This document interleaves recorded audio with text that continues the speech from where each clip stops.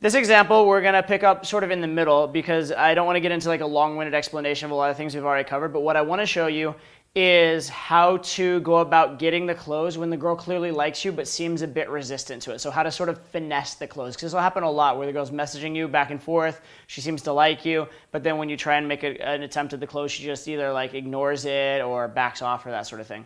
So in this case, she sort of like ignores the close, and then she gives me like the soft close. I try and get a phone number. She tries to close me for email, which is kind of pointless. I'm already messaging her online. Like email doesn't get me much of anywhere. I guess it's a little more intimate.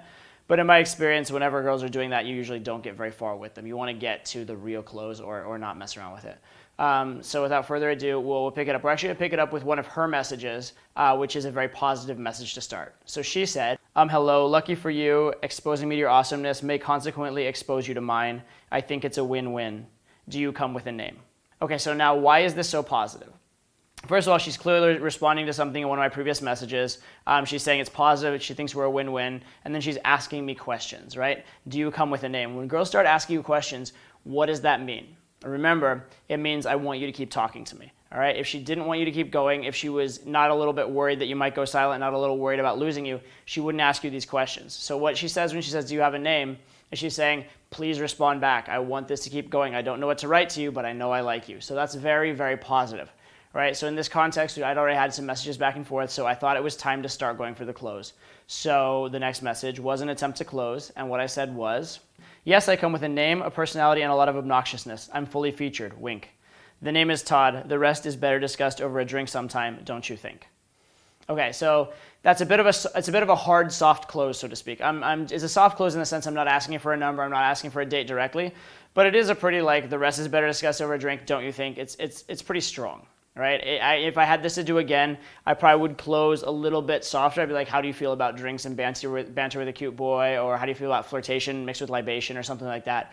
That's a little more generic and genuine and doesn't call for quite as specific of an answer and isn't quite as much putting her on the spot. So this was a little strong, but it was still a soft close and it still had a pretty good chance of success. So it follows the right formats for a good message. And I would think most of the time would get a pretty decent response. But in this case, what I ended up getting was, your sarcasm sounds reminiscent of my own. I like it.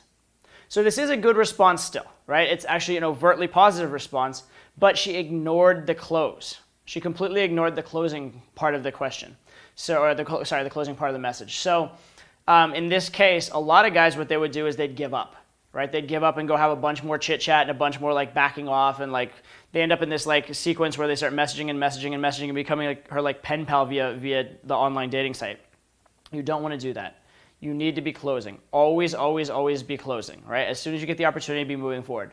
So yes, she sort of rejected the close, but that said, this message is still overtly positive. So I would say go for a close again. Again, I would have recommended a fairly soft close again. Here I went for, again, slightly harder of a close than I should have. And in hindsight, that might be why I got resistance on this. But the big thing to keep in mind is that when you're getting positives, keep closing, but close in a slightly different way. So what I actually messaged in this case was, I'm flattered, but I'm also traveling, so the drink will have to wait now. Perhaps phone numbers though, so we can talk and set something up when I return. Mine's phone number, what's yours? So this has good and bad elements to it. And again, this is from a while ago. A lot of these messages that I'm giving you as examples are from a while ago, because nowadays my messages are so like to the point and so like short that like it's like I message, they message, I message, phone number. And there's not a lot you're going to learn from that because it's so subtle. So I do show you a lot of these instances where I don't do it quite perfectly so that I can explain the mistakes as well as the good points to you. But so in this case, the good points are I am closing again. The other thing is that I'm saying the drink will have to wait. So even though I'm closing for a number which is actually stronger than my other close, I'm making it as though I'm backing down, as though I'm trying for something lighter. So that's very positive. The I'm out of town safety factor, which we've talked about before, is huge. And then the giving my number instead of just asking for hers. Those are all really positive things. So those are elements that could make it work. But again, it's a little strong because I'm going straight for a close again. And I'm closing for actually a bigger close than what I closed for before. Again, I should have softened it and done like more of a theoretical, hypothetical, hanging out sometime close instead of the direct number, which is such a hard call to action. So again, I closed too hard, and predictably, what I got was a bit of resistance. In this case, she actually gave me her email, but that's not what I want. I wanted a phone number. And so she's being, again, more resistant than I would like. So what she actually wrote was, Todd, I'm brand new to this online dating world, so I may not know the proper protocol, but why don't we start off with emails, then we can progress to phone numbers. one step at a time, and then gives me her email address. So this is like, it's compliant, but not really compliant. It's not really what I want, but clearly she likes me. Again, in all these messages, she clearly likes me, but she just has an issue with the close. So in this case, I have a couple options. One is to back off, build more comfort, and try and close again, and that could work, and I don't have a problem with that. But in this case, my vibe, like my sense of the interaction was just she needed to get like the proper shove in the right way, but she needed to be closed with some value being offered as well, right? She needed to be closed in a creative or interesting way, so she had a reason to make a new decision instead of just asking and asking again.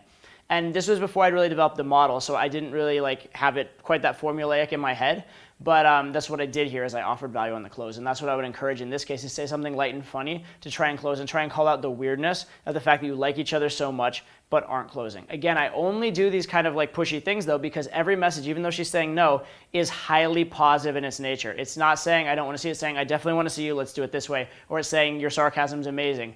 So these are all highly positive even though they're not what I'm asking for. So because of the positivity, I have a lot of leeway, a lot of social capital, and I can get away with a lot. Okay, so my next message was, haha, or you can just message lots of guys on here, realize I'm better than all of them, and send your phone number when you feel comfortable doing so. No rush. So this is like calling out the weirdness of her actions, calling out the fact that we like each other. It's also very non-needy. Even though it's another close, it's actually a backwards close. I'm actually saying, you know what, you don't have to send me your number. Right? But I am mentioning the number again. I'm mentioning the idea of closing, but I actually did it. And you know what? I don't want your number now. Take your time. Not that I don't want your number actually, but like I don't need your number. Take your time. No rush. No pressure. So what I've done so far is I'm trying to close and I'm hard closing, and now I just backed off. I still mentioned the number. I'm like, you know what? Take your time. Message everybody else. Realize how amazing I am. But the number is still in there in the back of her head. And so interestingly enough, when I actually tried to close without trying to close, what she did is send me her number. So her message was, okay, since you're the best, parentheses, self-declared, impress me, phone number.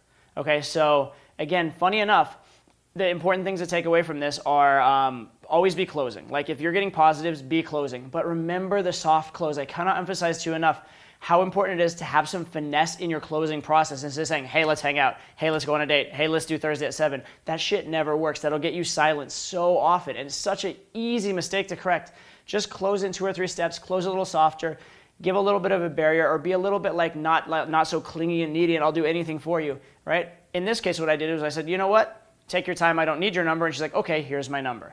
That should be a lesson to you. The fact that when you push away, when you release a little bit and let her chase and give some space for her to feel sort of emotionally, it works much better. And it plays into that idea of social capital so well. So take this example, learn from it. It's a tremendous example of how to close. Apply this in your own messaging.